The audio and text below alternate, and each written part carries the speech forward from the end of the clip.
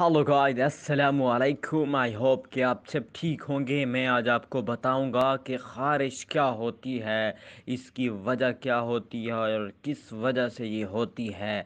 तो चलती हैं वीडियो की तरफ।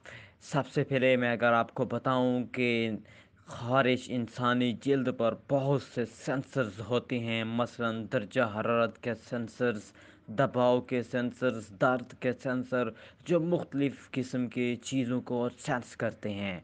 इसी तरह जिल्द पर एक मखसूस किस्म के न्यूरॉन्स होते हैं जो सिर्फ इस वक्त फायर करते हैं जब जिल्द पर कोई चीज़ रेंग रही हो। ये न्यूरॉन्स जब फायर करते हैं तो एक दिमाग एक मखसूस एहसास करता है, जिससे हमें इस जगह को खो जाने की ख्वाहिश होती है। इस एहसास को ख़ारिश कहते हैं।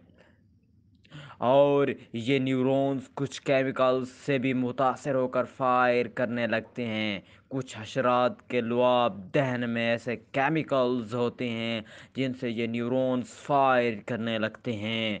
ऐसे कीड़ों के काटने से जिस्म पर ख़ारिश होने लगती है। इसी तरह कुछ ऑटो इम्यून बीमारियां ऐसी होती हैं जिनमें ये न्यूरॉन्स ज़रूरत से ज़्यादा फ़ाल हो जाते हैं और जिस्म पर ख़ारिश होने लगती है।